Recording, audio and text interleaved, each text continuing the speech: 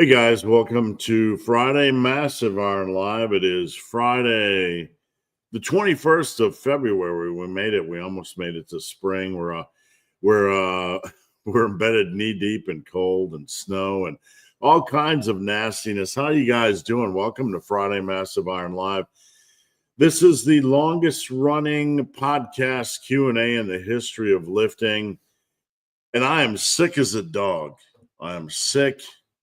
I got this ready. We got about one shot left, and I'm going to take this about mid live. I was sick for 3 weeks. Monday I felt pretty good, so I'm like, man, I'm going to hit a workout. So I did a light workout, nothing crazy. And then Tuesday, I'm like, I'm going to take a rest day on Tuesday. Because I've been sick, so we want to give our body a little chance to rest.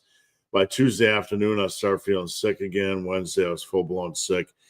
Right now, the last 3 days, I can't stop coughing. So if you see me excessively mute the Massive Iron Live, it's because I don't want to cough on you and get my germs and spread them in the netherworld. How you guys doing? All right, so before we get rolling, a couple things. If your questions don't go through, it's not me throttling you. It's not me censoring you. Sometimes YouTube will filter naughty words. Try rewording things. Try shortening your question. And if that doesn't work, you can always head over to Instagram at Ben the Barman. Slide into my DM. I would be happy to help. I do have one coaching slot open. If anyone is interested, you can head over to my website, superlivingtoday.com. Let's see if we can get superlivingtoday.com. There's a coaching tab. You can click that tab. I did have a coaching slot open. I have someone that I am working with, a professional or trying to be a professional golfer, and he had a bubba, a little baby. His wife had a baby boy, and he's going to pause his coaching for a while. So I do have some space open. If you're interested, I'd love to work with you. All right. So let's get on to things, shall we? And I will try not to cough in your face. You didn't hear that, did you? Rico, how's it going, Rico? Good afternoon. What's training look like for you once you start feeling better? I've been thinking, during my 3 weeks where I had a cold, I was thinking about what do I want to do? I stay pretty busy doing this stuff. I love coaching. Coaching is what I do for a living, but I stay pretty busy. So I asked myself, how can we improve my training? How can we improve things? And an epiphany hit, right? Chad, oh my God, Chad too. Now, Chad, I was just thinking about you yesterday. Chad was on the Only Massive Iron retreat, and I was just wondering how he was doing. So an epiphany hit me yesterday that I teach something called It's All About Weekly Volume. So sometimes I struggle to get over and do a full workout, right, at one sitting. It's hard to block off 2 hours. So in my epiphany that I teach, It's All About Weekly Volume, I came up with the idea, maybe I just go in and do 2 exercises at a time, and keep track of things like 2 exercises for hamstrings, 2 exercises for biceps. And instead of trying to get in conventional full workouts, every time I need to stand up and get up or whatever, I go do 2 exercises and try to get in at least 6 or 8 exercises a day and then focus on weekly volume. And I said to myself, that's a brilliant idea. So that is what I am going to do moving forward. Rico, what's the most enjoyable program you've ran? Easily the power muscle, what I call burn blocker bulldozer. I have 3 different variations, but I ran it for nearly 3 years. I really liked the program. It's stupid simple. It gave me great results. And, more than any other program that I put out, it has been, received an incredible amount of attention, popularity, and so many people. I gotta turn off my heat. I've used it, so it's enjoyable for many, many, many, many ways. Big Bristol MDF. That stands for Max Domination Freak. If anybody's wondering. Happy Friday. Get after it this weekend. Thank you, sir. Big Joe B. How's it going, Joe B? Good morning, Team Massive. Good morning, Joe. Big Eric with a C. Other people. I'm looking forward to the next movie on Netflix. Me. I'm looking forward to Massive Iron Live because I do not mess around. I am after gains, gains, gains, and gains. Thank you, and good afternoon from Germany. Thank you for tuning in from Germany. I appreciate it. I love to squat, but I also have problems. I can knock out 15 reps with 210, but when I put on 30 pounds more on the bar, I cannot maintain my form. What's wrong? I don't know. I mean, my wife's home, so if you hear the dogs crying, I don't know. I would have to look at form. I mean, form is what I would like to look at first. The heavier the weight gets, the more unforgiving minor form issues can be. So I can't say without looking at your squat that is inherently, what is going on. But there's a likelihood that you are experiencing some of that.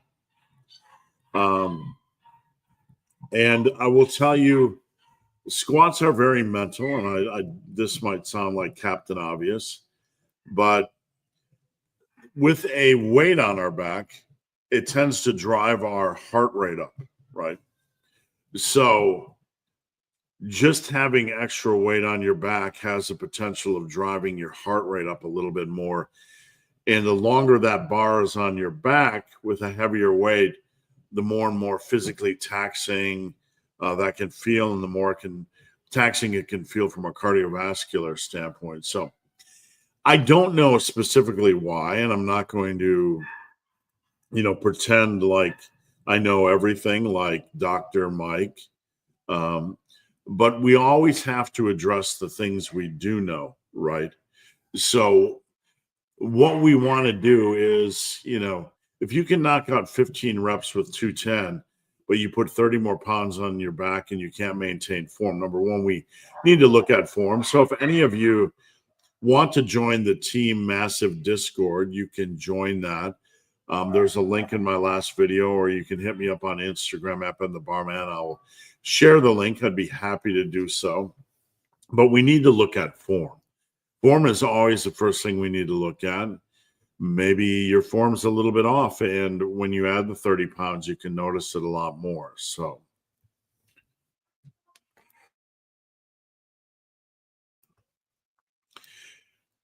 Yvonne, thanks for tuning in. And Shelly, a client of mine, thanks for tuning in. Jeff, a client of mine, good morning, Team Massive. Thanks for tuning in. And Ice Cold Tristan, always a prolific contributor. Thank you for tuning in. If any of you wondering why I keep muting things, I'm very sick. So I apologize. I have a persistent, relentless cough. All right. What do you focus on primarily on a cut? And what are the expectations on a weekly, monthly basis? -1, -2 body fat, -1 to 2 pounds. You focus primarily on getting the weight off, right? Because that is why we are doing the cut. You're going to have periods where you don't feel as strong. You're going to have days where you don't feel as strong. That's okay because we're on a cut, right? If you do lose a little bit of strength on a cut, that's okay because it'll always come back.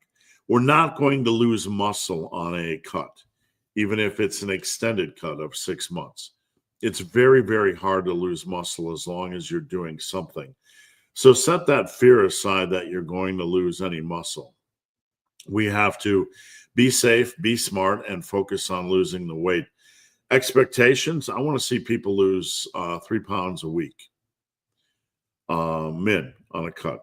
Now, that's a high ceiling. And most people won't get there. But, beyond that, we want to lose as much as we can per week to get the cut over with. Beyond that, I mean, what I really look for are habits more than weight loss, because I've been doing coaching a long, long time.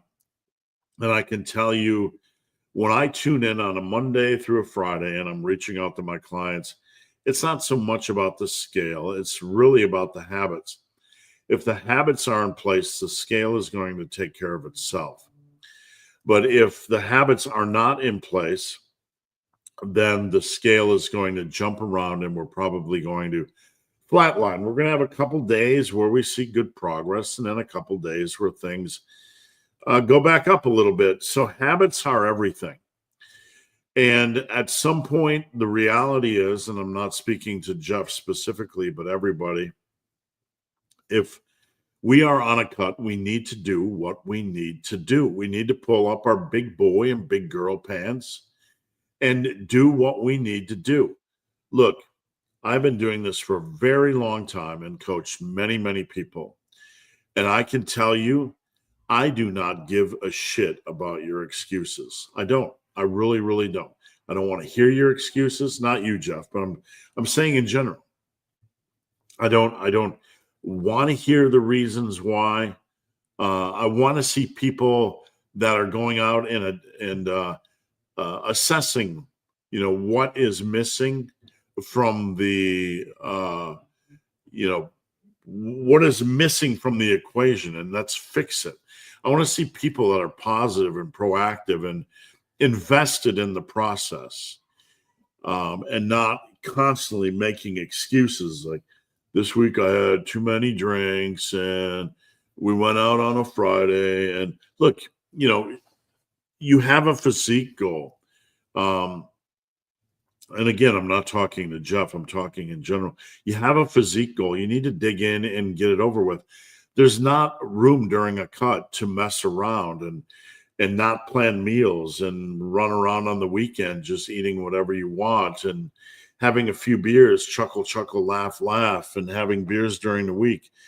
We need to get it over with.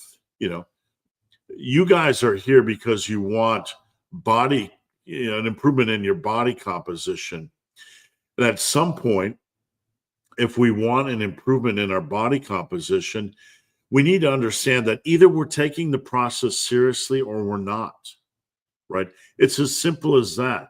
Chuckle, chuckle, jab, jab, had a few beers. We'll get back on track on Monday. Yesterday was stressful. We'll get back on track. Look, I get it. Life can be stressful. We can have challenges. We can be in positions where it's not easy. But what I want to see is a proactive spirit. What can we learn from that experience? Not my buddy called and we went out to eat and I ate like a pig. Okay. You ate like a pig and that goes against your goals.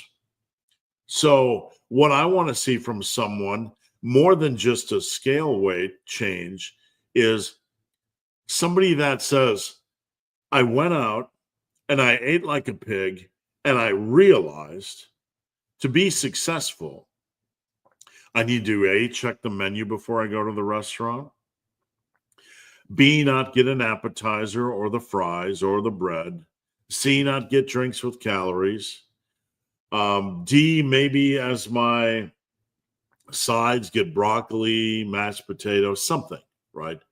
I want to see some proactiveness. I don't like to see just general dismissiveness, like, went out, did this weekend, we'll get back on Monday. And then, people that do that, I'm going to be honest with you. And this is not a criticism, this is just an assessment from somebody that has coached arguably more as many people as any trainer currently does. I train a lot of people, and I have been for a long time. People that have this dismissive nature of what they did on the weekend, like, had a few drinks, we'll get back on track. And then Tuesday comes, decide to have Chipotle, we'll get back on track. Like, there's no assessment why we had Chipotle on Tuesday. It's just like, I'll get back on track, I'll get back on track, I'll get back on track, I'll get back on track. I had 3 drinks Tuesday night, I'll get back on track. Wednesday morning, there's pizza in the break room, I'll get back on track, right? No.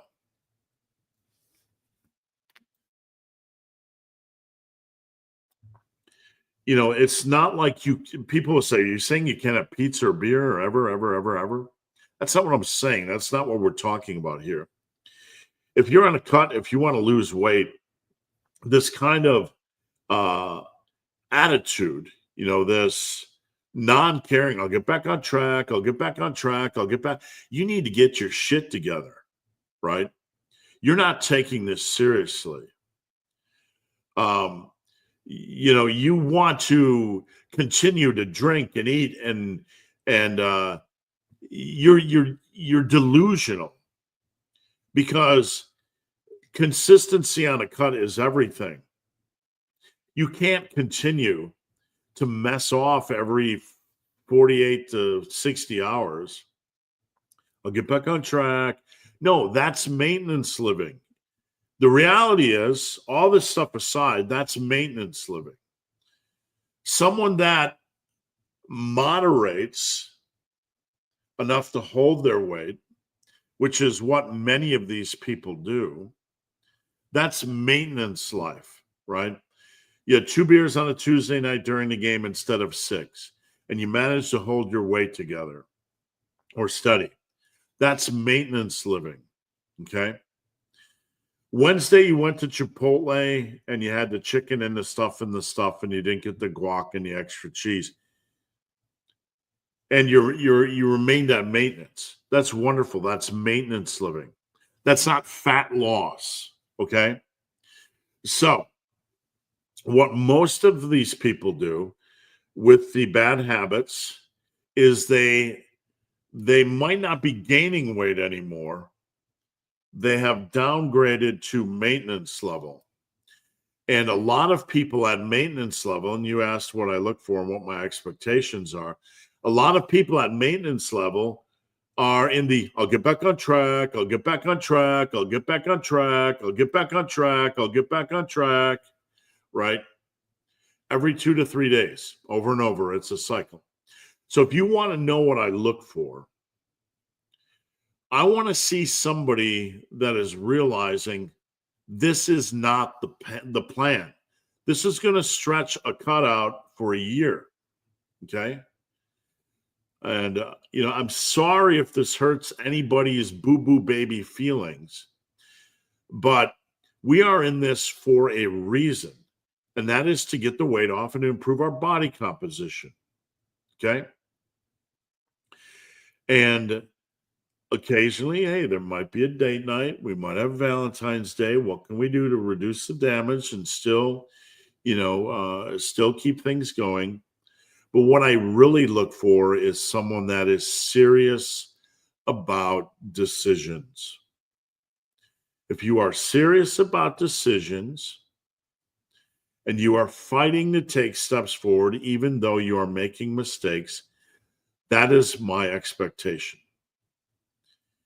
If I am working with someone and they are not serious about their decisions, or they just continue to blow, and not regroup, making a mistake is okay. Making a mistake is okay. What is not okay is not assessing the mistake and trying to figure out what you can do better next time. Because if you don't try to figure out what you can do better next time, it's going to be, I'm going to get back on track, I'm going to get back on track, I'm going to get back on track, right? No. What we need to do when we make a mistake is say, what can I do better next time? You're at the Mexican restaurant. They bring out the El Chipos, right? 1, 2, 5, 10. I was going to stop at 2. Now I'm at 10. Whole thing's gone. I'll get back on track.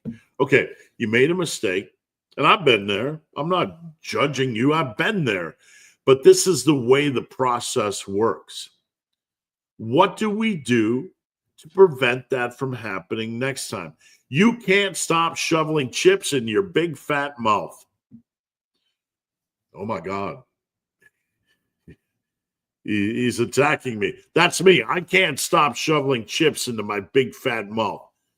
What do I do at a Mexican restaurant when they bring the chips over? I push them off to the side. They're still there. They're only a foot further, right? But that's what I do. Because if I know if I have 1, I'm going to have 2. If I have 2, I'm going to have 3. If I have 3, I'm going to end up at 10. So it's not that there's any magical protocol. We just have to seriously think about how we can minimize damage and how we can fight back. It's not like a bumbling idiot. I made a mistake. I'll get back on track. I made a mistake. I'll get back on track. Right? There's no thinking there. You're not taking it seriously if you're just being a bumbling idiot. You made a mistake and you're not taking it seriously. You're not trying to assess what you can do better next time. Just like, I'll start on Monday. You have a mindset. That's how I was. I got out of the military in 1994, and then I slowly started to gain weight. And then I had kids, and my first daughter in 1998, and things just slowly added weight. And even though I was lifting and doing all this stuff, it was like, I'll get back on track on Monday. I'll get back on track on the first of the month. Have a bad day on Tuesday. I'll get back on track on Monday, right? I always had to be like some starting point in the future. I was never assessing, damage control. So I know it's a long-winded answer, but what are my expectations? That somebody is going to fight and think through things and try to improve, because that's the only way to victory. Ice Cold Tristan, what's going on? After watching your video on low, mid, and high volume, and I made that this week, thought it would be a good idea to adjust things in my program in terms of weekly volume and specifications. My weekly sets for main muscle groups went from 6, 9, 10, 11 to all of them being 12. But my volume for my small muscle groups shouldn't change. Good. So you have a starting point and you are thinking through your plan, which is a good first step. Now from there, I have a principle in my book, Massive Omnibus, and you can check that out at my website, superlivingtoday.com, called Evolving Training Based on Needs. And people ask, what does that mean? You have established a starting point, okay? You're trying to bring more balance to your training. You're trying to think it through. You have 12 sets per muscle group. Now you get into the gym and you find I plugged in 3 sets of squats, but they're really taxing. I think I'm going to drop those down to 2 sets. You can adjust a little bit, right, from the starting point. That's what I call evolving training based on needs. Big Billy Baker, a client of mine. Thanks for tuning in. All right, let me get a drink. We're about 25 minutes in. Keep your questions coming. I'll stay on as long as you have questions. Algernon, how's it going? Good morning. Big Joe B, do you think restarting your training after recovering from your last cold caused you? I don't know. We've had such crazy weather. One thing I can tell you, and one thing I've learned over the years, and this many of you will never experience this because your immune system drop isn't that dramatic. But when you go into train and you haven't trained in a while, it's going to temporarily lower your immune system. you're going to be in a deficit physically. And it might be minor, it might be major. More than a few times over the years, when I have trained after having a amount of time off, I would get sick. And I've noticed this trend. Um, so that's why I'm very, very careful. When somebody says, "Hey, I'm sick and I want to get back in the gym," I tell them to take as much time as they need. And this is kind of an example. I felt perfectly fine and I took 3 days, but I still must have driven my immune system down. How did you come up with the upper posterior split? And would you say that it's superior to the traditional upper lower? Okay, so what I'm about to say is, any program works as long as you slice and dice things, and weekly volume falls into place however you want. Weekly volume is the key. So there are no magic programs. Weekly volume is key. With that said, I do not like traditional upper lowers. That doesn't mean you can't use them. But I think it's a little bit arbitrary. It's a little bit like, let's come up with a cutesy title, upper, lower, right? Upper half, lower half, makes sense, right? Yeah, on paper, we're 50-50 splitting it, but that's not the way training works in the real life, in the real world. We just can't come up with an arbitrary thing and, have a cluelessness about how training or piecing together workouts works in the real world. Now, someone's going to get upset. I like upper lowers and they work for me. That's fine. Again, there's no magic programs. It's all about weekly volume. But I'm saying at its heart, the upper lower has a very arbitrary nature. We're going to do 50% here, 50% there. It all sounds good. Until you have 2 leg days per week. And then you have to cram everything else into your upper days. Chest, shoulders, back, arms. And then you have to deal with, maybe you want to do little forearms, little abs, little calves, and all this kind of stuff. Well, maybe I'll just stick that in on my lower days. I do not like to do upper days that involve arms. Just way too full, way too bloated, way too busy. Now, if you are more on the minimal side of things and doing 2 sets per exercise, you could probably get away with it rather easily. I prefer the upper posterior because we're taking back work out of the upper days and we're putting it with leg work. Now, that works well for a number of reasons. You have a synergy between squats and deadlifts. So you can do squats one posterior day and deadlifts the next.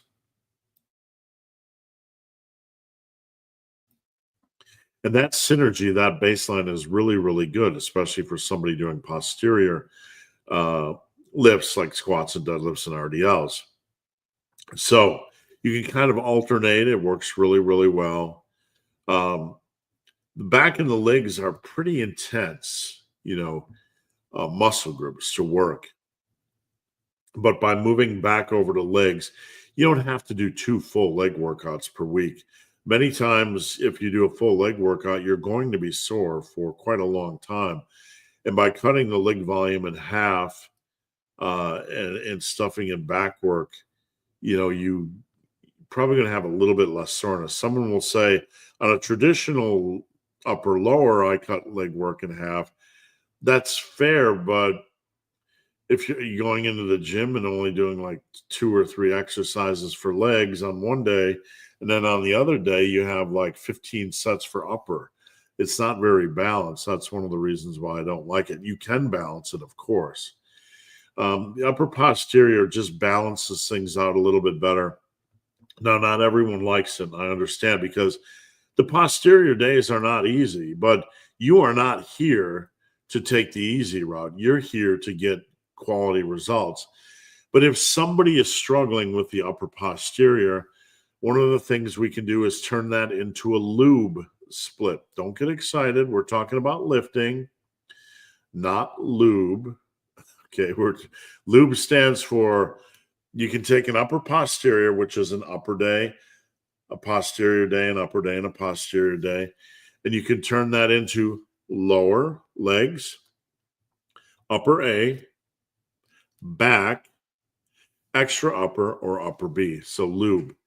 And that way you're only doing back and legs once. So lube, not lube, right, Chris? Lube, not lube. Okay, don't get excited. We don't ever want to use lube on our lube day. Big Chad. Chad was at my only massive iron retreat, and I've been, we kind of did a retreat, had a fun time, had a bunch of people there. It was a whole weekend. We rented this massive cabin, and we just did barbecuing and hanging out by the fires and hiking and socializing, and we all stayed in this massive cabin. We had fun. I mean, we really, really did. And I was going to have more, and then the P word hit, the old pandemic, and things kind of got off track. So I'm hoping to get that back on track because we really had a good time. Big Ernie Peterson, client of mine. If you could give your 20-year-old self one piece of advice, what would it be? Man, I got so much advice. I would go back in time and say, I don't know, man. I got a lot of advice. Number one, it would be to live in a shoebox apartment until I have saved $500,000.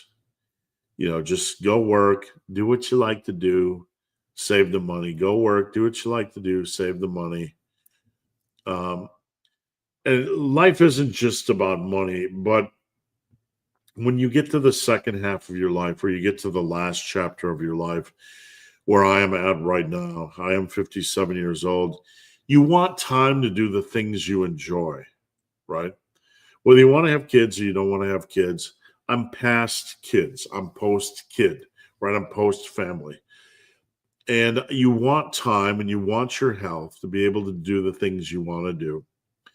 So number one, money buys that freedom. It takes away some pressure. Go in, do your job, get your career, do your thing. Go to work. Many of us work for people that are just assholes, or we don't like the environment. Look, it's almost impossible to have a perfect work environment when you work for somebody else, right? Because some of your coworkers are going to be idiots. Your boss might be an idiot. There's just so many variables, and not a lot of people are staying with companies for a long period of time. We generally have many, many jobs over the course of our life, but instead of getting stressed about your jobs, go in and do your job, do it well. Don't leave any room for criticism. Be quiet, stay out of everybody's business. That doesn't mean don't make friends. Collect your checks and put that money in the bank. Live in a shoebox apartment, collect money, so in the last half of your life you can do what you want to do, because you only get one shot, and the deeper in you get, the faster it moves, my friend. Other things, I don't know. The problem with getting older is, like, you see things and you see a lot of the headaches. And if you're going to go back in time and tell yourself to avoid the headaches, the problem you get into is it would completely change your life. So if I go back and tell myself not to do something, or not to be with someone, or not to do that, basically every small decision you make would change your life completely, right? I left Richmond, Virginia in 1994. If I had told myself to stay, I wouldn't have my children. I wouldn't have married the person I married. So when we get into the theoreticals about going back and telling ourselves to make one change, understand that it would change the outcome, and the people in our life wouldn't be the people in our life, even if it's one small piece of advice. Um,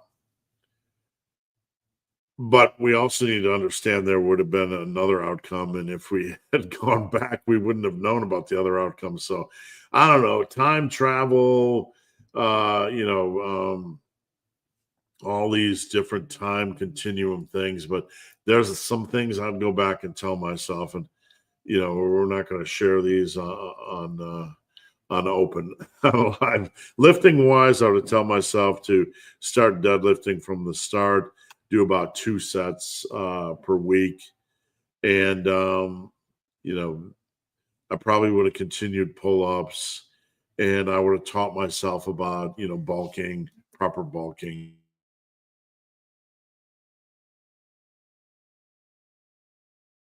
All righty, we just had to honk the old magical horn. Ian, do you think people now are too worried about minimizing fatigue? Yes, it's silly.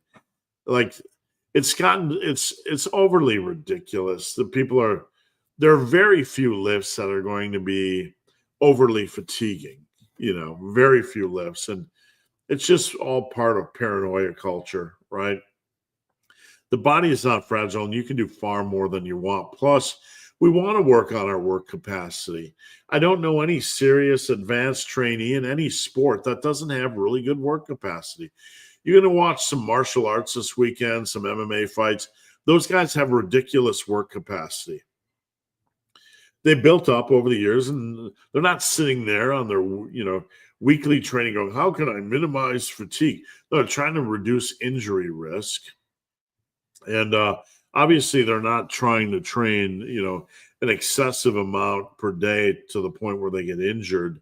But if they were in the lifting culture, I can only do 10 minutes of MMA training to minimize fatigue. Like we have gotten so ridiculous. Yes, it's just ridiculous. You can do a lot more than you think. And plus, it's really a non issue. You start at a reasonable place, like I taught this week with volume, and you adjust your volume based on how things feel. You don't lump every exercise into the same pot, right? They're not equal. Squats are not equal with leg extensions. They're just not equal, right? You don't say, I'm going to make an adjustment down to 2 sets on everything. Well, you might want to adjust your squats down to 2 sets, but you might want to do 5 sets of leg extensions because they feel good and they're not super fatiguing. We have to be smarter than all this influencer, stuff. It's just, a lot of these guys haven't trained anybody, and they're just talking about concepts on social media, and most of it's just a waste of time. It really, really is.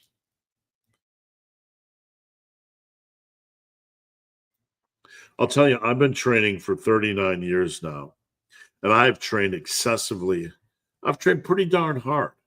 Not Dr. Mike hard, where I puke after leg day, cough, cough. Um, but I've trained pretty darn hard. And I'm not patting myself on the back. I think I'm normal, right? For someone that's getting results. So, you know, I didn't pick up injuries not any more than anybody would. I didn't, I don't have any regrets. I don't feel punished, right? So, yes, I think it's just part of the boo boo baby culture and it's ridiculous. Big Joe B. I'm susceptible to disc problems.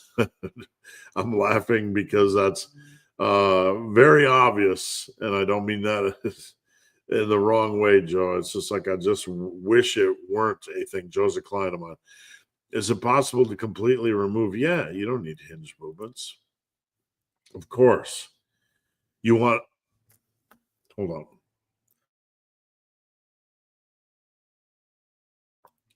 You want to remove the exercises that are causing you problems and you want to stick with the ones you can do. Like if I were in your situation, Joe, I don't worry about squats and deadlifts. What I'm doing is I'm putting together a program. How can I literally rip the living shit off of things?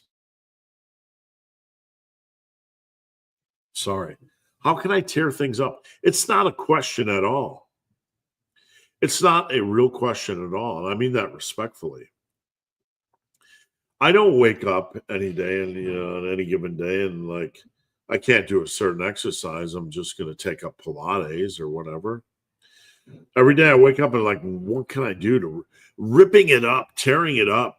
Training hard is a mindset. It's not an exercise. You don't need hinged movements. You need to stay obsessed with hard training and tearing it up. That's what you need. Um, you take away squats and deadlifts from me, I'm going to rip it up.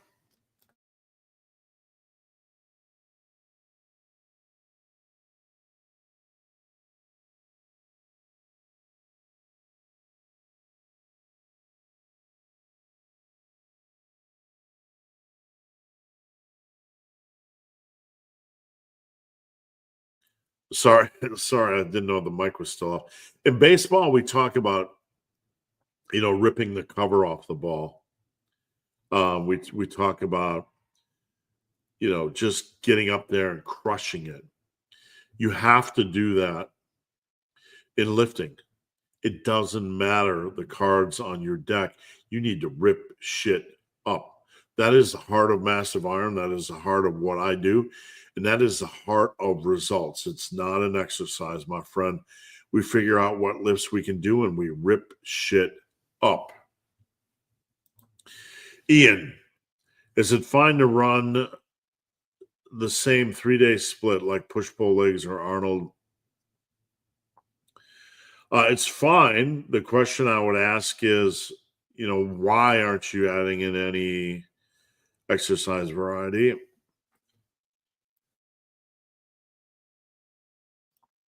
I mean, it's fine to run the same exercises, but the question I have for you is why wouldn't you add in some variety? So that's what I want to know. I want to know, Ian, why you wouldn't add in some exercise variety because there's so many good exercises out there that we can benefit from. Why are we repeating exercises twice a week? It's not that that's inherently bad, but it is a valid question. Why wouldn't you work in some variety?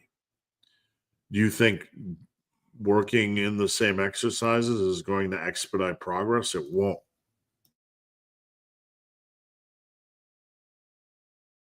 And I'm not saying that's what you're thinking. I'm just simply asking a question. Nolan, hope you had a good week. Thank you, Nolan. Nolan's a client of mine. When I've done squats early this week, first set I got 6, second set I got 5, third set I got 5. I'm ready to move up to 295 for 3x3 now that I've reached my rep goal. Okay, sounds good. Looks like your reps are well ahead of your 3x3, so nice work.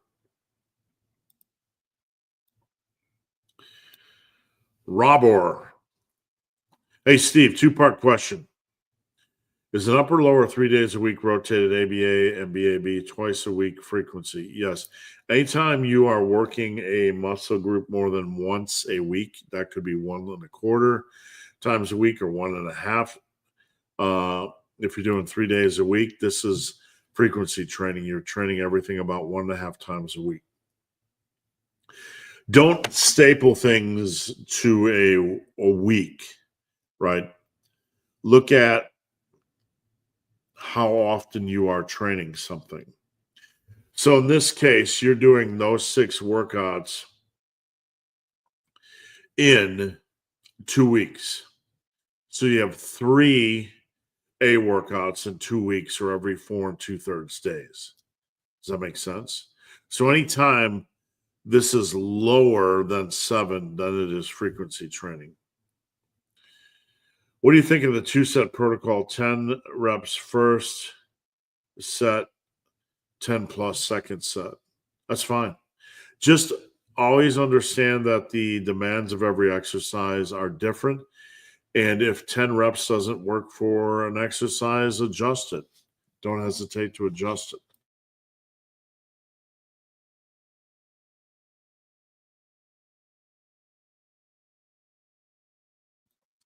For you guys tuning in, I apologize. I'm very, very sick. I debated last night whether I should do live. I didn't do live 2 weeks ago um, because I was sick. Today, I'm actually worse. I can't stop coughing. But we'll get through it. I mean, I love doing this and I don't want to skip it. This is a pure joy, and I appreciate each and every one of your questions.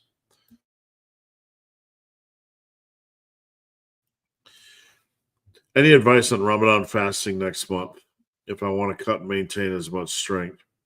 Well, the first thing you need to understand is when you cut, there's a good chance you're going to lose some strength on some exercises, not all, and it won't be dramatic. It'll be minimal, but there's generally nothing you can do. Strength is going to do what strength is going to do.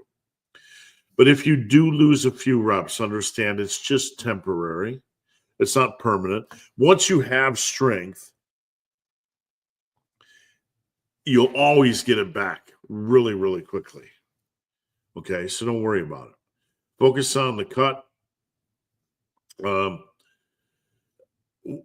during Ramadan, you probably are best to have a little bit of salt in the morning. Salt is the energy electrolyte, and you are low on water and salt. So you want to get up and have water and salt in the morning. However you do that, an electrolyte powder, whatever. When you break your fast, you probably want to have electrolyte powder or salt as well, and then probably some fast digesting carbs just to get something into the system, get that glycogen stores in your muscle going, and then continue on with your day, if that makes sense.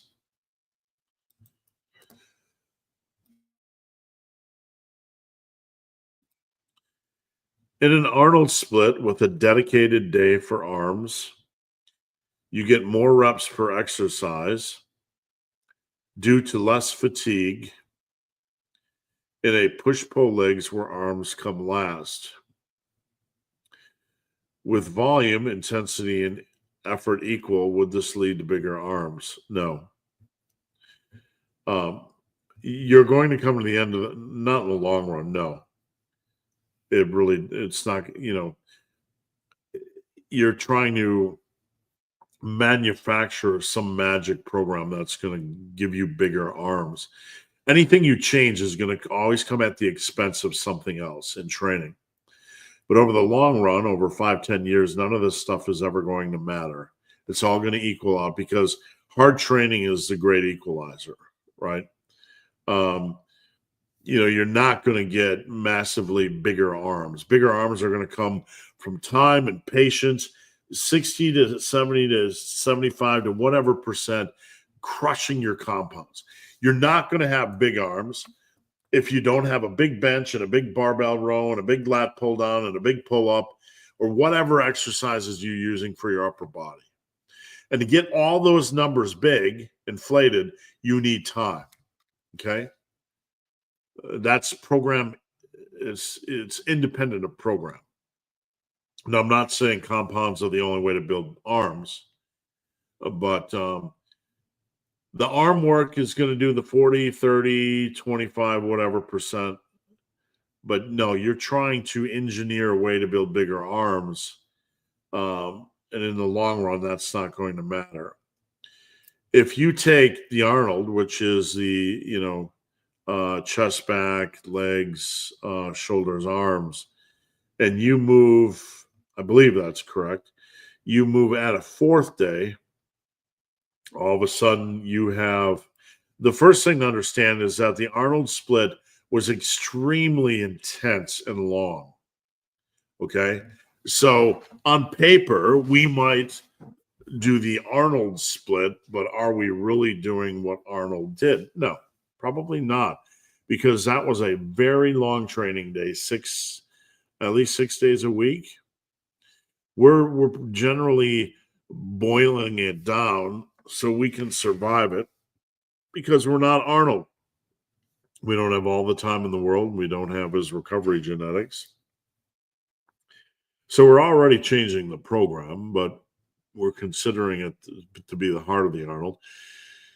So you're going to change it to chest and back and then you have legs, and then you have shoulders, and then you have arms, or whatever you're going to change it to. It doesn't really matter. Um, your belief is that you have less fatigued arms, therefore you're going to grow. Well, if you add in an arm day, you're going to have to add in a rest day afterwards. So it's going to change the weekly volume. Um, you believe that working with fresh arms completely is going to be the magic. In the long run, no, it's not going to be the magic, because you're changing other variables in your program, and you're stretching out the program, and overall getting in probably less impact or equal impact to what Arnold had. Would you climb Mount Everest? Not really. That's not my thing. I'm more of a go run in the woods and go home and have a beer type of guy.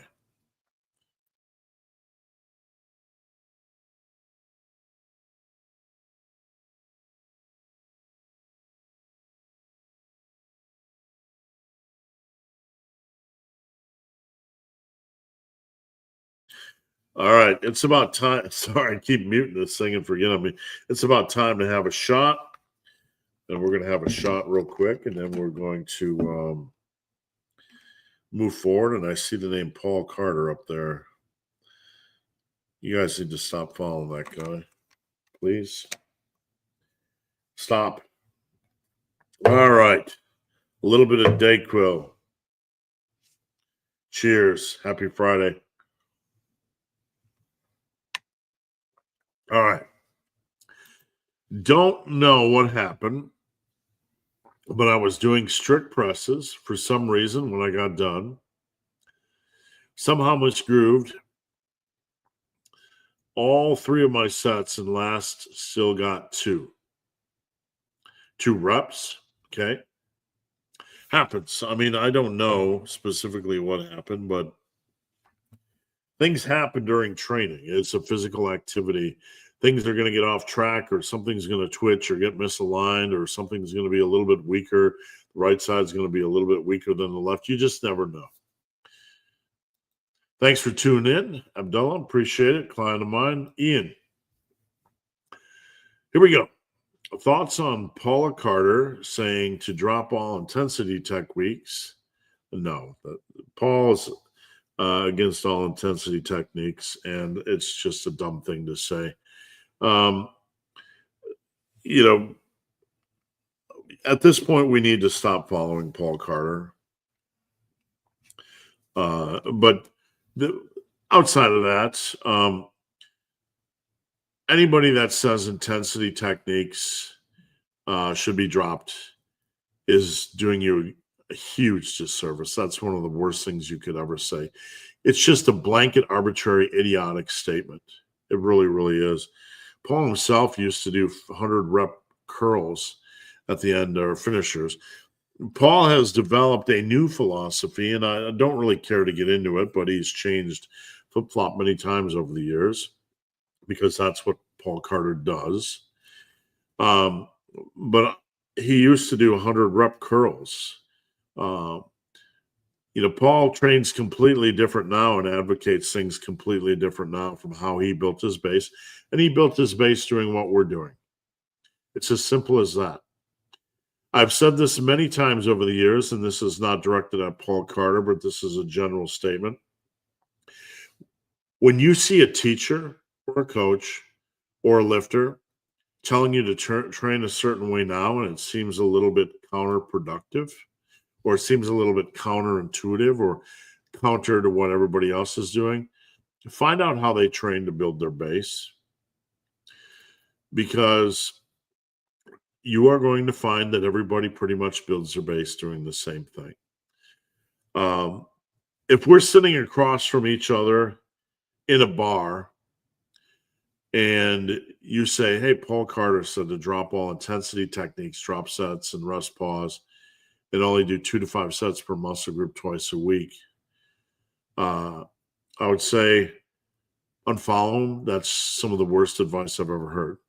Now, 5 sets per muscle group twice a week That's perfectly okay, but dropping the other stuff isn't. Um, you know, 4 sets per muscle group can be perfectly okay as long as you're training it hard. That's okay. We want to break things down, but there's no need to drop any intensity techniques. Hard training with progressive overload is key. It's a mindset. It's a focus. And that's as simple as it gets. Um, if you look at the last 70 years of lifting, we're not just reinventing stuff because Paul Carter says all of a sudden we need to reinvent stuff, right? That's a red flag. Anytime somebody's coming out telling you to drop everything we've been doing correctly for the last 70 years, that's a huge red flag. On the rest pause work, many people disagree and actually believe it is probably one of the most effective ways to build muscle. And I would agree. That's why a lot of my trainees use rest pause in there. The only thing I can say at this point is Paul is an internet bully. He is an asshole, in my opinion.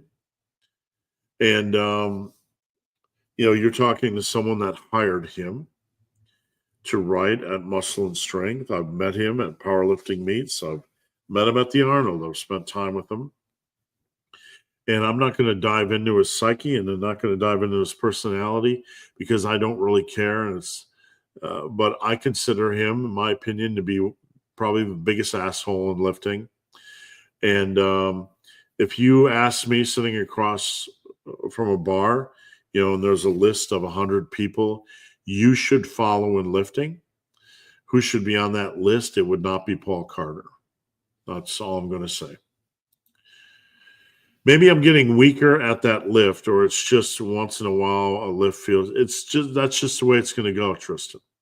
And I'm not being dismissive, but you're going to have bad workouts. Things are going to go wrong. There's no way to figure it out.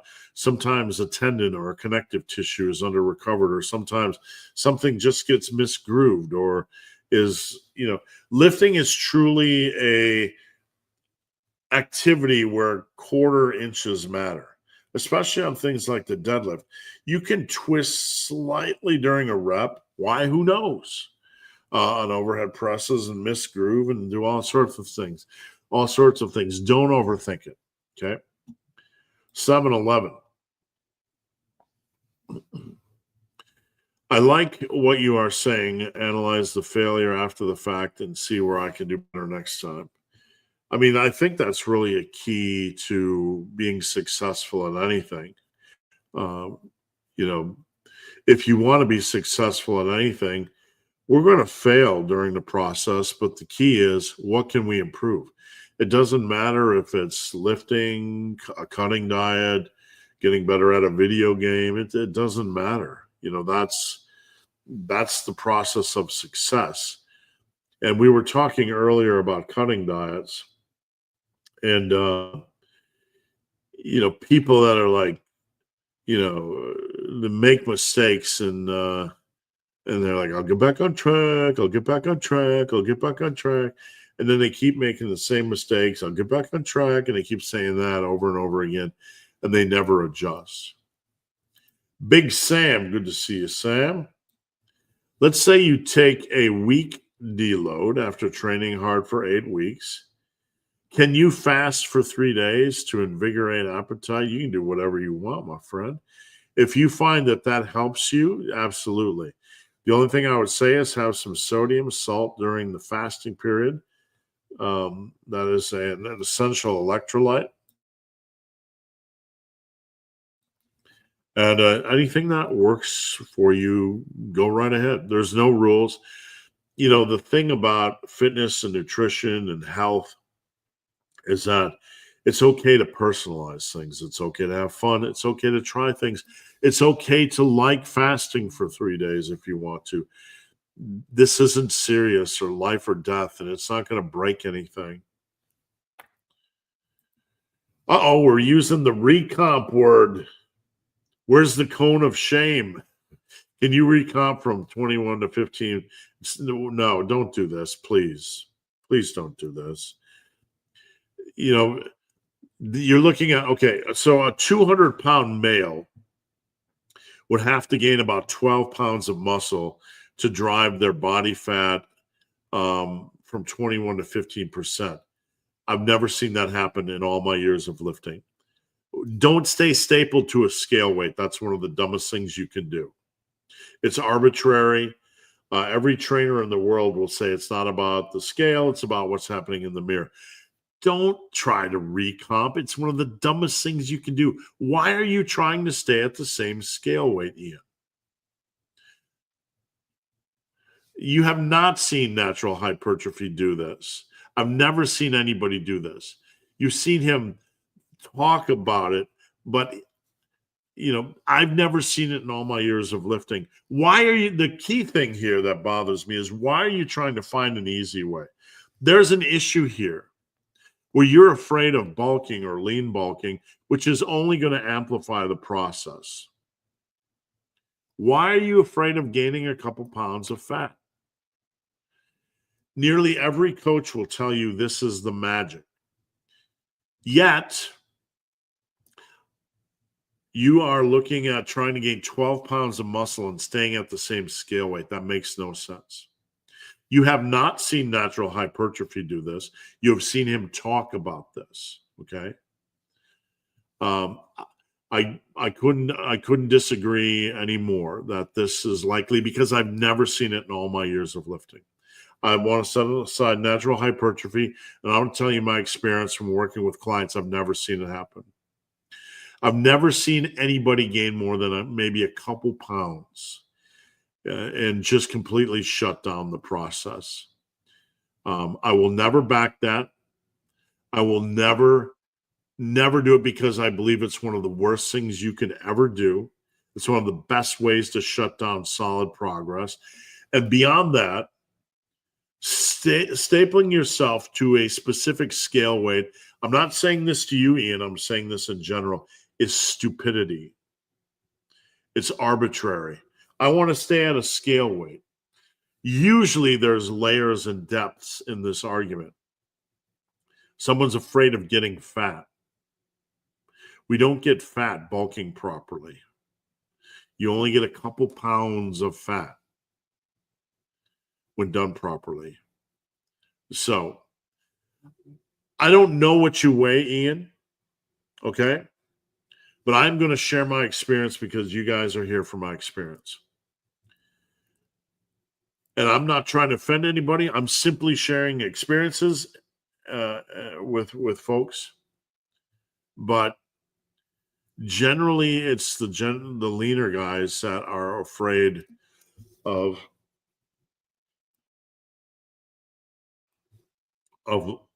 this process. No, I'll never back it. I've never seen it. And I don't know specifically what anybody did, but I've never seen it in all my years of coaching. And I will tell you, it's the fastest way to drive yourself into the ground with no gains. I would never advocate it. Can't remember where I've heard this from, but that person said that you should beat the barbell and stop focusing on the trivial, arbitrary things. Otherwise, the barbell is going to beat you. I mean, if we get lost in the weeds on things and we make up arbitrary rules, which what we just talked about, like trying to stick to an arbitrary scale weight, it drives me crazy. I'm not saying you drove me crazy, Ian. I'm just saying it drives me crazy, right? Because we're trying to find, it's very apparent, we're trying to find a shortcut that is, because we're afraid of something, right? We don't want to leave that number on the scale. We're attached to the number on the scale. You should be attached to not arbitrary things. It doesn't matter what the scale is doing. If you want to amplify your results, you need to bulk properly. When I talked to Alex, Alpha Destiny, he said the best progress he made was when he was bulking aggressively. The best progress I made was when my first 3 years where I was gaining weight consistently. Jeffrey Verity Schofield bulks. Nearly every quality coach I know talks about bulking properly. It is the track that makes things run smoothly. You can get one outlier who maybe had good genetics or maybe said he didn't, but we don't know specifically what he did because did we document it? Maybe he gained 5 pounds and lost five. Maybe, you know, I don't know. But I do know I've never seen it happen, and I would never advocate it. Is 2 sets per exercise enough? Uh, yeah, you do what you can do. Just work it hard. We want to look at overall weekly volume. There are no magic sets per exercises, so don't hesitate to adjust if you need to. But we want to look at overall weekly volume more than anything. Sam, do you think a hip hinge is no? A hip hinge isn't going to do anything for upper back development. A deadlift is more of a unicorn lift, and that'll do something for upper back development. Do you need it? No. You don't need a deadlift or a squat.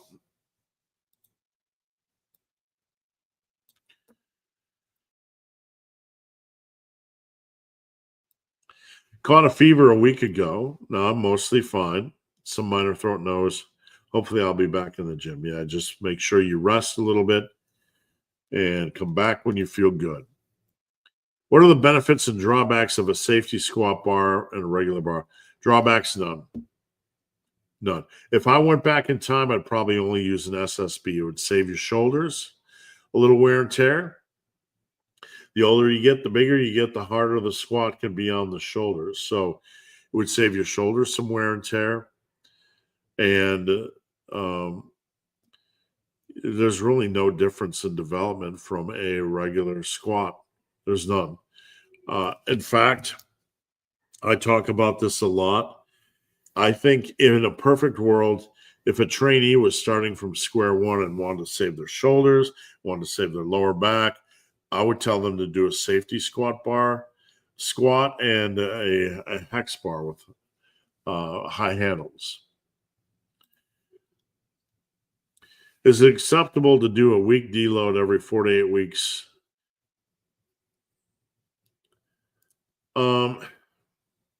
Manage what fatigue, Tristan? I'm just going to ask. I mean, I'm saying this respectfully. You know, I've been training for 39 years. I train people for a living. I don't see any fatigue issues with normal training. Mostly I see people want to break from a workout, which is reasonable. And if we have any injuries or overuse injuries, we shut things up. I don't see that occurring, right? I'm going to ask you: are you managing real fatigue, or are you managing perceived fatigue that you picked up a fear from an influencer? I would never personally advocate deloading every 4 to 8 weeks. I would never take that much time off from the gym. Now, if you find benefit from it, if it makes your body feel better, go ahead. It's a long process, so I'm not against it. But I have doubts that with normal training, we have picked up enough fatigue that we need to deload every 4 to 8 weeks. I'm just being real with you, and I hope you can respect that. Do you prefer to track one or two main lifts closely for progression? Every exercise all the time. I'm not in the gym to guess. I'm saying that respectfully. I want to know what I did last time, and I want to try to beat it. Hard training is going to produce fruit. It's going to produce plus ones at whatever rate they are produced for each individual lift. Tracking every set and rep. You know what?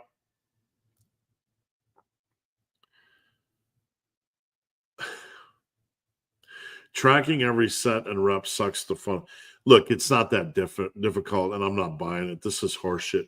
I'm just saying, man, it's horseshit. It's like people that, it's just horseshit. There's no reason not to track. I'm going to call you out on it. I'm going to do so respectfully, but this is bullshit. Writing down a number. How come writing down a number suck the fun? I'm not buying it, dude. I'm just not buying it. there's minimal caveats in lifting. Um, I wrote down a number. Oh, that wasn't fun. It's also not fun getting good results. So um, I'm never going to encourage laziness or a laissez-faire attitude. And tracking couldn't be easier. And if you don't know for certain what you did last time, you need to have them beating the book mindset. It's all about hard training and progression, but I'm not there to guess. I'm not there to guess. Um, so I'm saying respectfully, but I'm being honest with you. It's not hard, and I don't believe it's sucking the fun out of it. It doesn't take that long. So I'm just going to leave it at that. You can do what you want to do.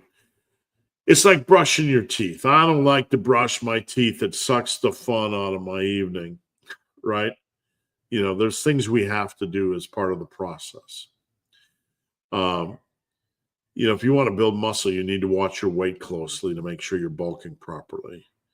If you want to build muscle, you need to track your workouts.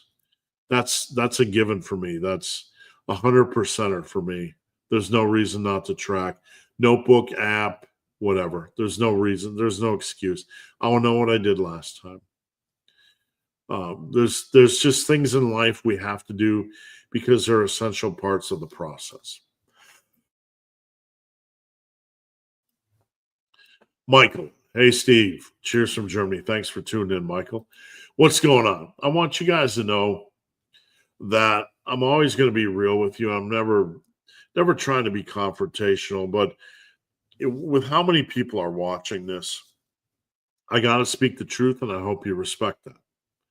And sometimes I'm going to speak the truth, and some people aren't going to like it. Fitness isn't life or death, right? Fitness is not life or death. And I don't want to ever turn into a rules guy. But I have very few things that I feel are mandatory. We have a specific process, a specific goal. You are here to achieve a specific goal. Okay? And more than anybody else, I am a guy that talks about freedom. We're not stapled to programs or exercises. We're big picture folks, right? We're big picture here in Massive Iron. More than anybody on the internet, you're going to get that from me. I'm going to try to open doors for you. I'm going to try to give you freedom. There are very few things that I preach as necessities. And you don't have to listen to me, right? You don't have to.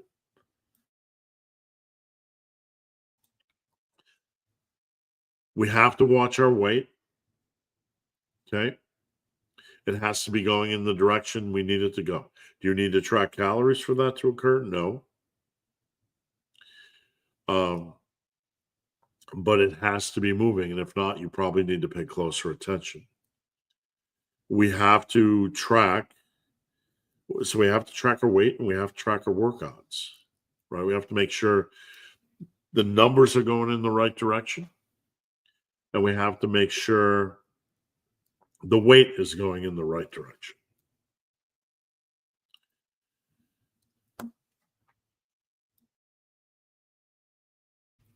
Excuse me. For those tuning in late, I'm very sick. Try not to cough in your ear. If someone is nailing their bulks, training hard, working out consistently, but still seeing very little progress on their bench, what would you recommend? Patience. If you're doing everything right, then there's nothing to fix other than patience. So what I see more than anything else is a lack of patience and overinflated expectations. And I don't know, Justin, because I'm not looking at your numbers. So don't take that the wrong way. But if you add a rep to your bench every 8 weeks, you'll add 30 pounds a year to your bench. And over 5 years, you'll add 150. That's pretty average, dull, boring, slow progress. But if someone isn't adding a rep to their bench every 8 weeks, or they are adding it at that rate, I want to look and I want to check consistency. I want to check their bulks. I'm going to say this, and this is not aimed at Justin. This is a general statement for everybody, and I hope we all can learn from this and respect this. I've met many people over the years that have told me they're training hard. Okay? I met many people over the years that said they were training hard, and then when I trained with them in the gym, they kind of had an epiphany. They weren't training as hard as they thought. I'm not saying this is a case for Justin. But what I'm saying is you better make sure on your presses you're pushing every set to the limit. You better make sure you're nailing your bulk. If you need help, I'm here to help. I'm here to look at the information. That's what I do. Let me help you get on track and figure this out. The reason I don't like the variety is it feels like too much to track. Come on, guys. It's not too much to track 6 different workouts. Ian, come on. Laziness, sloth. What is up with you guys? Try not too much to track. Ian, come on, my friend. Come on, guys. We are better than that. Ian was talking about, doing the same exercise. You do you, Ian, but look, we just went down that road and we slid down because it's a little bit icy. Ian, come on now, my friend. Do the thing, do the hard thing, do the hard thing, do the hard thing, do the hard thing, do the hard thing. The path is always the hard path. Hope you feel better. Thank you, sir. I appreciate that. Corey, you get better. Thank you, sir. I appreciate that. Good morning, Big Hairy Sick Dude. Thank you. Rhyme. What cars have you had? Ooh, good question. We don't get many off-topic questions, so I like them. I had an 85 Mustang when I was in the military. And I've had 279 Camaros. Not any glorious things. They were just more beater end of things. When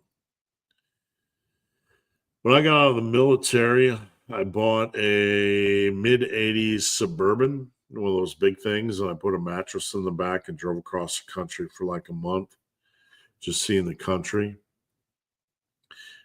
staying at KOAs.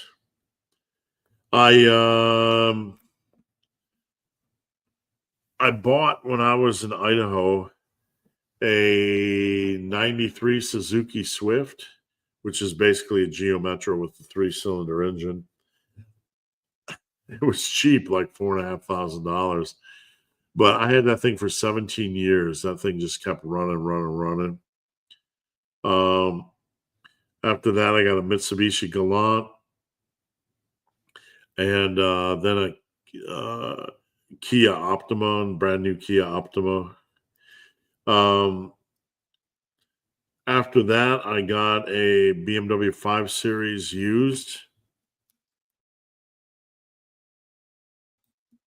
I think it was a 530i. That thing was a rocket ship. I really liked that car. And right now I have a Dodge Challenger. And I looked, the Dodge was a holdover, and it was a mistake because I was looking at a BMW 430.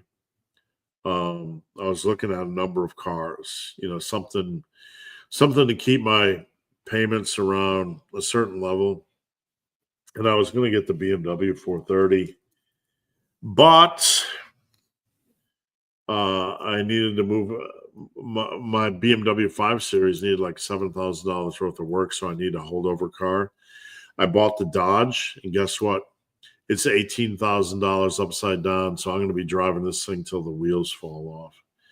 Hulk Salami, bro split click in the house. Thanks for tuning in, Hulk. Ice cold. What exercises can be done when a person somehow tears a muscle off the bone? Can be any muscle. I don't have a clue, man. I mean, I don't train anybody that's torn muscle off the bone. I've only known a couple people that have had it. I don't know what I'm not being dismissive. I don't have a clue what happens after that type of surgery. Eating ice cream. That sounds like a good exercise for me. Jonathan, happy Friday Talk, Steve. Thank you. The Arnold split. Regarding the Arnold split, that was a pre-contest split, not his off-season split. They used excessive volume instead of cardio. Yeah, I'm aware of that. Thank you. You can and will burn out on that program. Very, very true. Yeah, I mean, what you're saying is right. They did use a lot of volume head into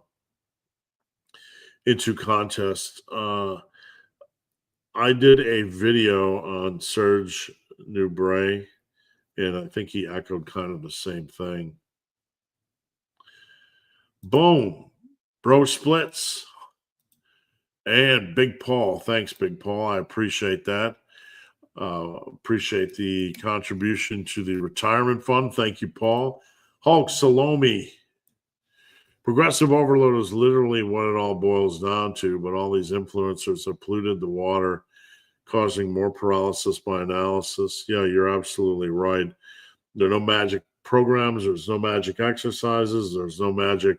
Got to get rid of all finishers. Got to get rid of all rest pause.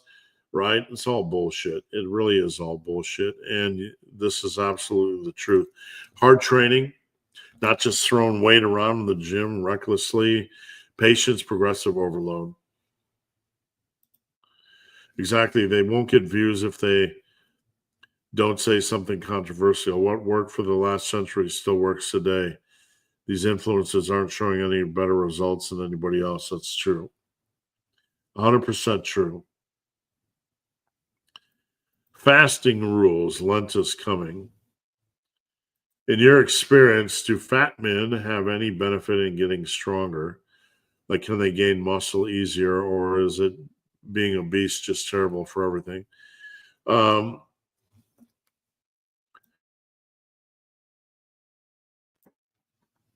Do fat men have any benefit in getting stronger? Well, a fat man's going to die younger. Anybody over the weight of 250 pounds generally loses about 7 years off their life. They're in what we call the heart attack zone. So, do they gain muscle easier? Well, if you did an aggressive bulk, I will say when you gain fat, we don't just always gain only fat. We gain a little bit of muscle as well. You're going to gain things probably more rapidly in the short run, but then you run out of room and you have to spend most of the year doing a cut. So, yeah, there can be a muscle building benefit and a strength building benefit to short-term aggressive bulking. But the problem is then you have to spend either the rest of your life, the rest of the year in a cut, or the rest of the year in a casket. You know what I'm saying? All right, so Hulk. And it's sad because there are so many people that get misled. Absolutely. And with every year, we get more and more people following these people, more and more people that can't detach. And I tell people over and over again, please unfollow them. But people have developed this really weird codependent relationship on these guys where they kind of don't believe what they're saying, but they kind of can't set it aside. Big Sam. I've really been focusing on the lats this bulk. Other than a one arm pull down and pull over, lat pull down, V-bar lat pull down is really, really good. Keeping those elbows in. And obviously a pull up if you can. If not, try a dumbbell focused lat row or a lat focused dumbbell row where you drive your elbow towards your hip. I've heard of beast people can lose weight while gaining muscle. Um, I mean, you can gain some muscle while losing weight, but it's not like something that is specifically gifted to the obese people, right? Obese people have to be in a cut for a long period of time. Generally, an obese person probably gained a little bit of muscle mass just during their obese years. You don't see too many folks that are obese that are completely skinny fat, if you know what I'm saying. I'm at 190 and about 21%. Not sure if I should cut or bulk. That's up to you. I mean, if you're at 21%, you probably want to consider cutting. But if you want to send me a picture to do an assessment, I can maybe give you a better idea.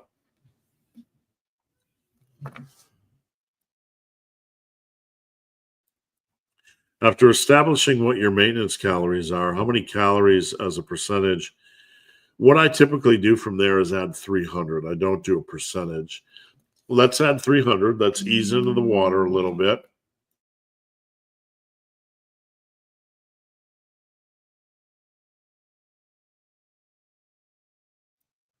Let's ease in a little bit. You're going to see a little bit of increase in water retention, but we want to kind of ease slowly into things. We don't want to do a percentage specifically. Let's bump it up 300. Watch weight for 7 to 10 days, and then we'll kind of adjust from there. I just had surgery and I'm out of training my upper body for a month. How should I start when going back? I made a really good video during the pandemic on this about going back to the gym. So if you get a chance, look for that. It's very, very helpful. But overall, you just need to start from the baseline. Start at the lowest weight. Maybe just do 2 sets per exercise when you get back. You're going to be very, very sore. So ease into things and then slowly build up. I usually build up. Depending on your strength levels, you can start adding 10, 20, or even 30 pounds to a lift per month. If you had a really strong deadlift or per week, then I'd add about 30 pounds per week to build back up. If you weren't super strong at all, then I'd probably start adding about 10 pounds per week on like your bench or whatever to get back up to speed. Nowadays with apps, it's easier than ever to track lifts, and there are a lot of apps. I would agree. Tracking is super easy. Any reason to stop heavy squats, rows, deadlifts in your late 50s, early 60s? Not an arbitrary reason. Strength is strength. Do I feel you need to continue to push for progressive overload? Not necessarily. But, I'm going to be doing them until I can't. Does that mean I'm going to be squatting 500, 600, 700 pounds? No. I'll probably limit my squats to 315 and my deadlifts to, a certain amount for weight. But, there's no real downside to that unless you have a physical condition. I track every single lift. It's one of my lifts in Samsung Notes. A lot of my clients do that as well. Big Sam. What does it mean if your bench press and shoulder press have stalled? Nothing. It doesn't mean anything. Getting a rep every 5 weeks on your presses, would add 50 pounds to a lift a year. It doesn't mean anything. We can't overthink these things. Lifting is you have all these different exercises on all their different paths, and we don't worry about that. We worry about hard training and all good things and bulking properly, and it'll all come. It'll all come. Don't overthink it. Should Major League Baseball start using robot umps? I don't know. I'd rather just see the regular umpires. Give me the drama. I would rather just see that. Why change it? We don't need to change everything. I'm a complete beginner. I bought your 2-day program, and you said in one of your videos that squats and deadlifts may take years to get proper form. Um, Really, there's plenty of alternatives for squats. You can do leg press, hack squats, levered squats, pendulum squats, lunges, Bulgarian split squats. Just pick some exercises you really enjoy from that pool. Deadlifts for the upper back, you can do barbell rows, dumbbell rows, pendlay rows, T-bar rows, seated cable rows, lat pull downs, pull-ups, on and on and on. So you just want to pick a good selection from that pool. And if you have any questions, please hit me up.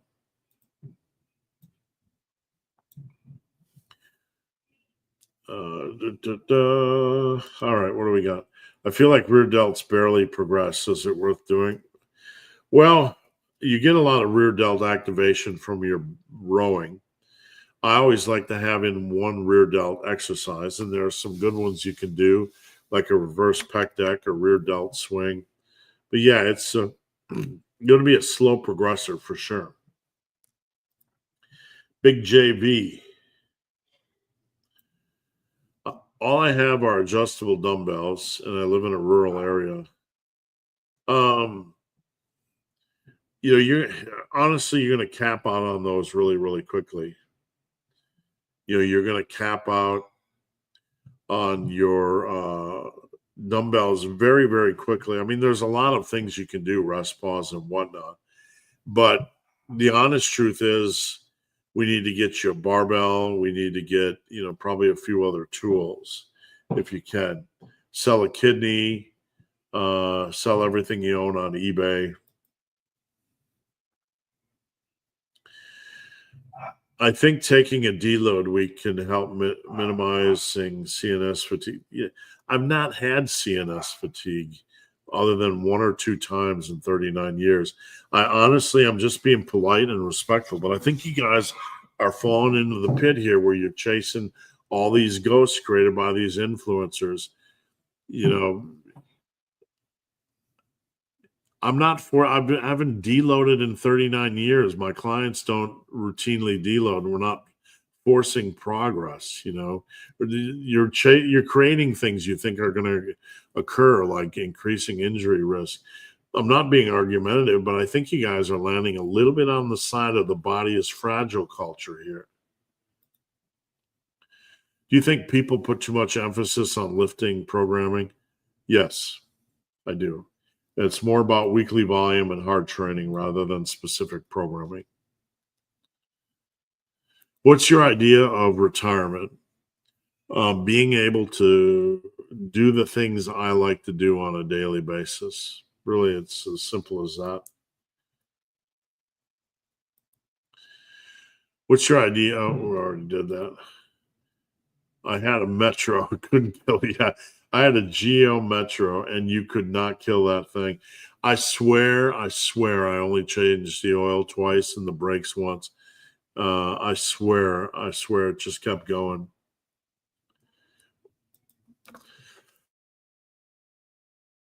What if I stop working out for 3 months? You're going to lose some muscle, you're going to lose some strength, and then you're going to have to get right back at it. But the good thing is that muscle memory is a real thing. So it'll come back very, very quickly.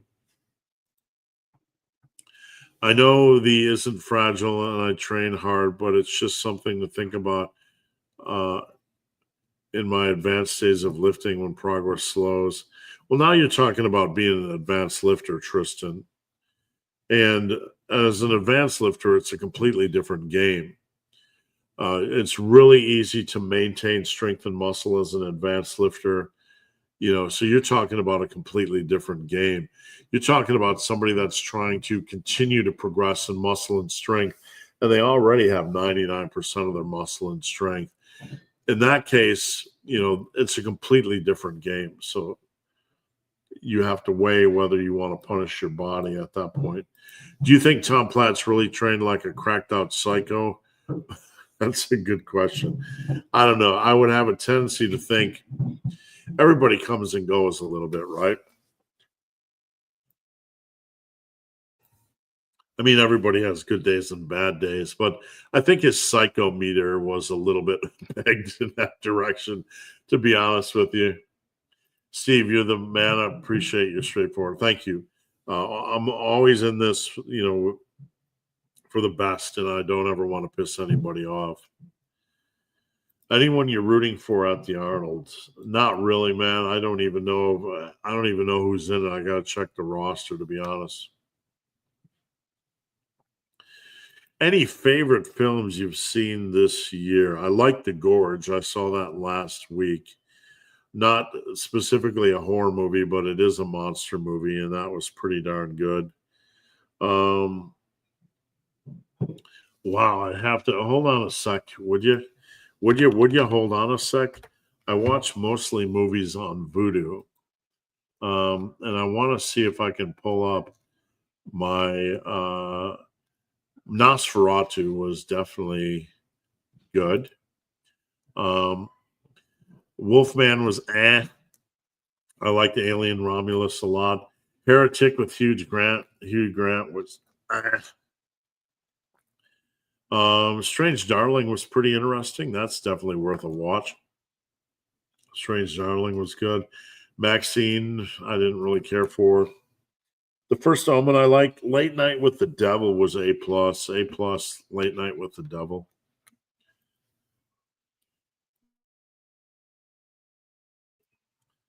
Buzz Boy, what do we got?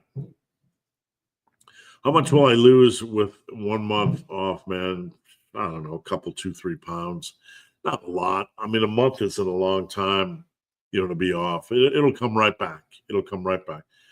How's your app going? Good. We had a couple of meetings via phone. We're pretty much, ready to roll. We just have to tie up some of the loose ends. I'm 52 and my upper body strength is the same as it always was. But a lower back injury years ago has forced me to be cautious on squats and back work. And I respect that. That's pretty darn normal. Do seated calf raises work the gastrocnemius? I've heard they don't, but I feel a great pump. If you feel it, man, go with it. It's a compound movement. I mean, calf raises are compound movements, whatever variation you do. It's not like it's only working, one specific area of the calf. That's ridiculous.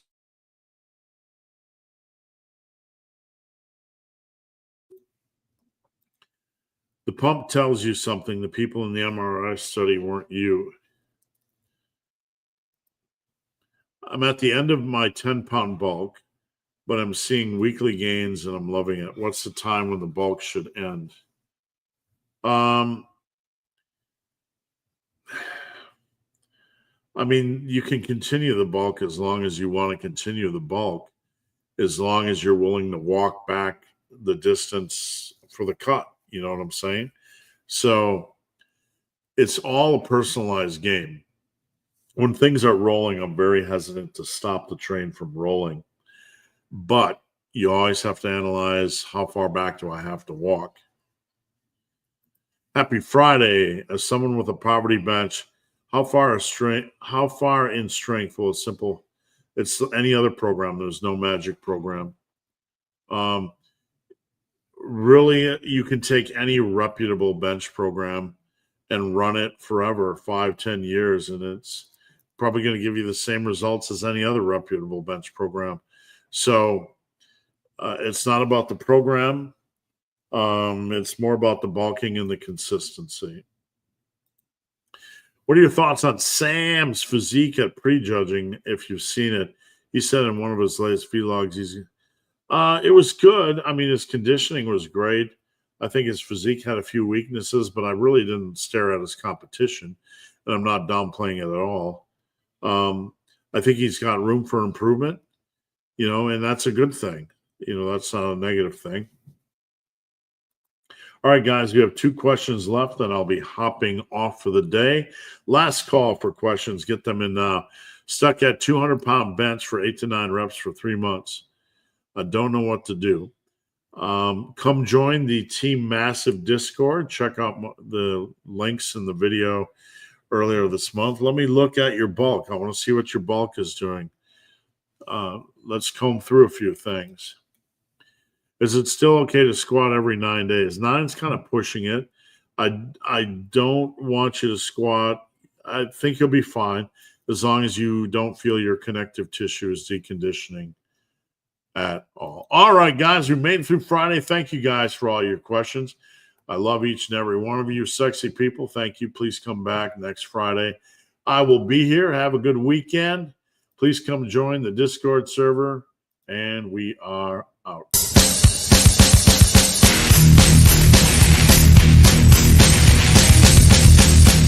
not almost over. It's not almost over. You're not almost there. You're not almost there. You're not almost there.